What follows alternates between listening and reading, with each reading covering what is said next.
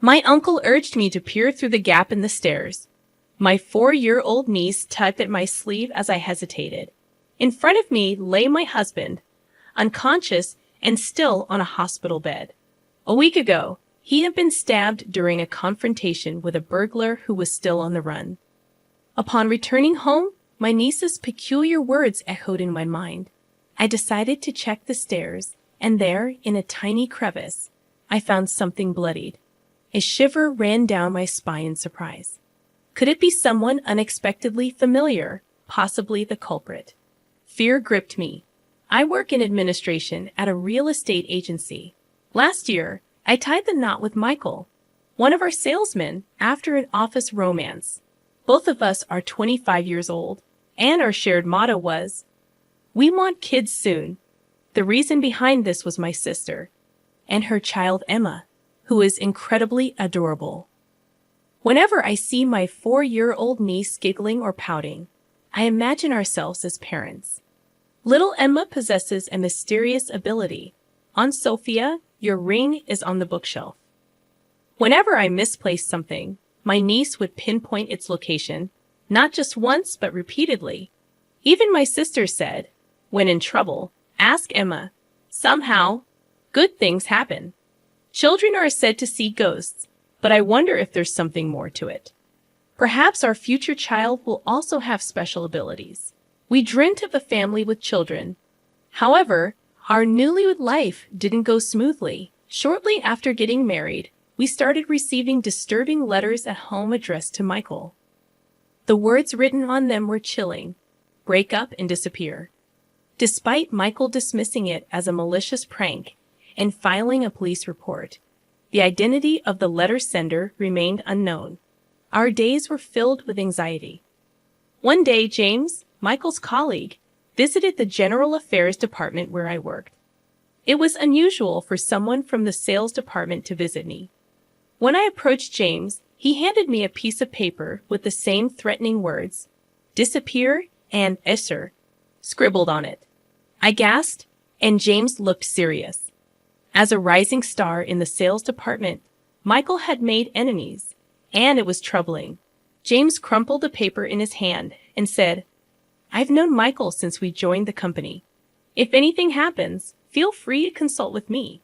He smiled kindly, offering support in the face of the mysterious threats we were facing. I never anticipated finding Michael in such a dire situation, but having an ally is reassuring. My sister also visited our home, concerned about us despite the unsettling letters. With support from those around us, we stood strong, determined not to let the harassment defeat us. I resolved to stand by Michael. Little did we know what was about to happen. My sister called me in a panic, urging me to come back immediately. It was a Saturday, and Michael, who was supposed to be home after working overtime, was unconscious. I received her call while attending a friend's wedding. Rushing to the hospital, I found Michael lying pale-faced on the bed. I pleaded with him to wake up, gripping his hand, but he remained motionless.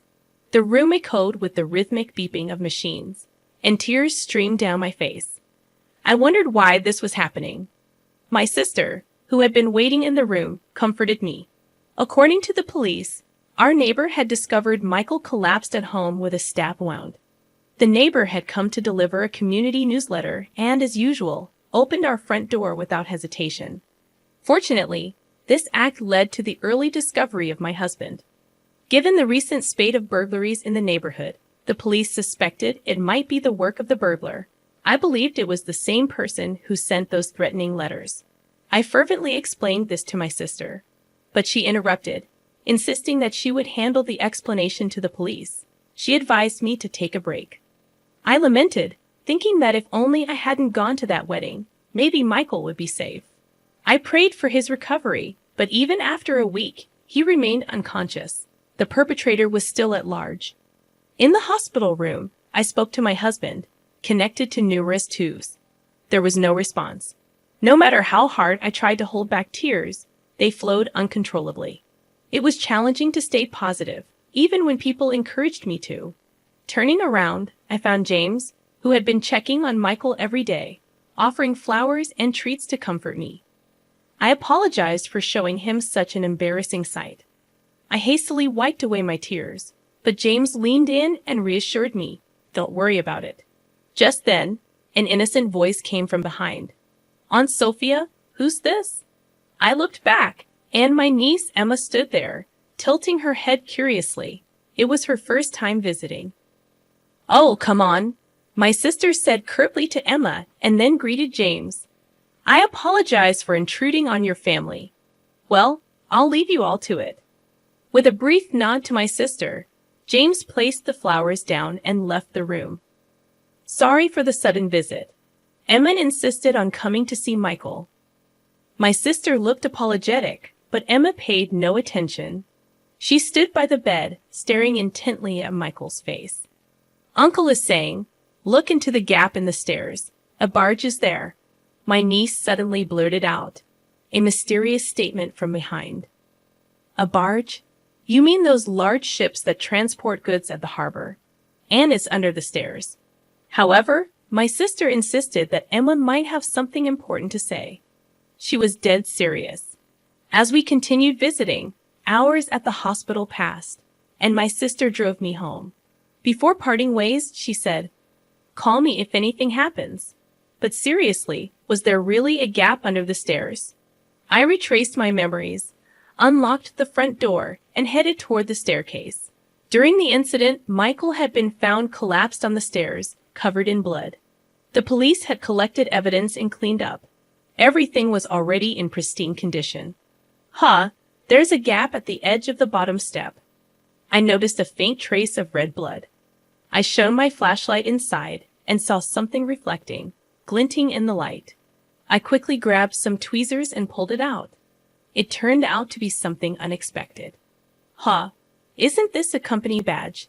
In our company, everyone wears a badge with a company logo as an employee ID. The familiar badge was dried and stained with a significant amount of blood. It must have been squeezed into the gap because of the blood. Come to think of it, the police mentioned an unnatural scratch on Michael's fingertip. Could he have pushed something into the gap? The hidden company badge might be a message from Michael, indicating who the culprit is. I immediately called my sister. "See, something was found after all. Let's go together to report it to the police," I suggested as my sister bustled around on the other end of the phone.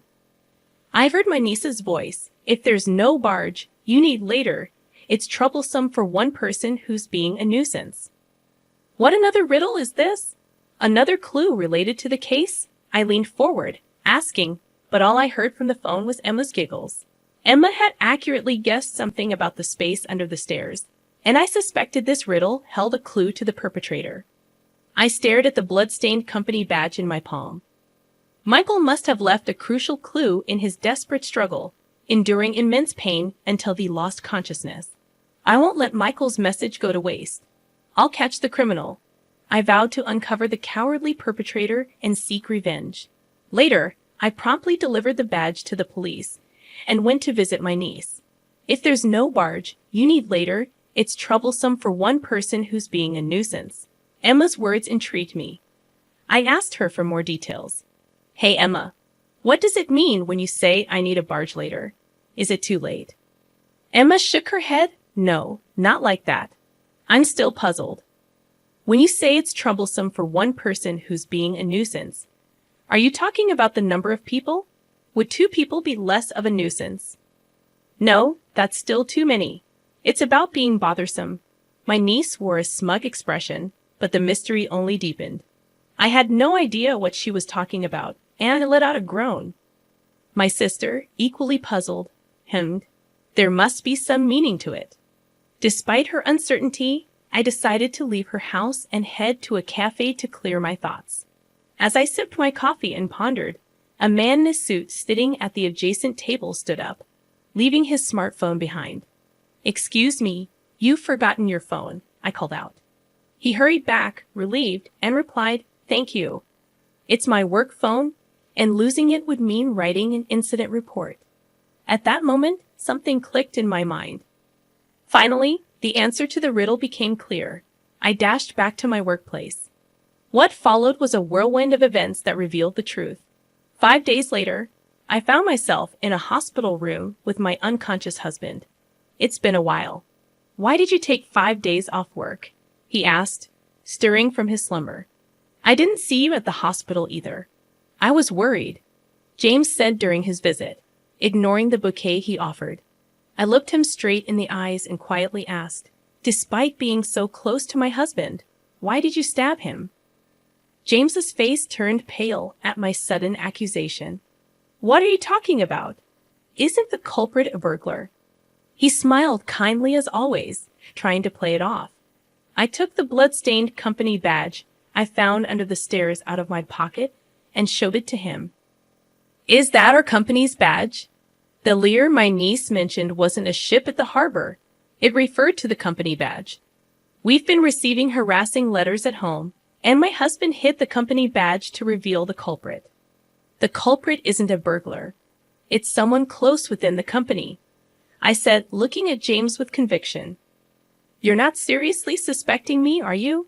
After all I've done to care for you. He reached for my hand with a strained smile. I pushed away his hand and showed him a copy of his disciplinary report that I found in HR. Emma's statement about needing a barge later meant needing the letter of apology to the company because he lost his badge. 2 days after my husband was stabbed, he wrote the incident report. Could that be Michael's company badge? His badge was properly at home. I swiftly dismissed his feeble excuse. James clenched his lips in frustration, but he wasn't giving up. You're shaken because of Michael's stabbing. From now on, I'll be there for you in Michael's place. His unfocused eyes drew closer. I deftly sidestepped him and pulled out documents from my bag. It was the drive recorder data from the company car he always used. You came to our place at the time of the incident, even though there are no business partners nearby, right?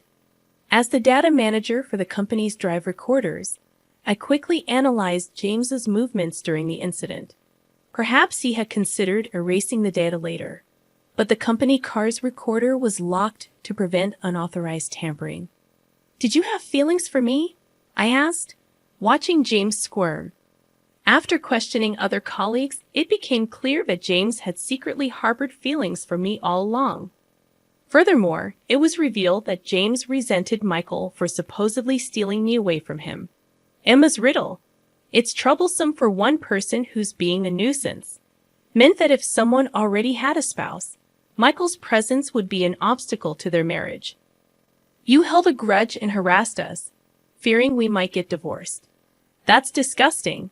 James clenched his fists in anger at my use of the word disgusting. I liked you much more than Michael ever did.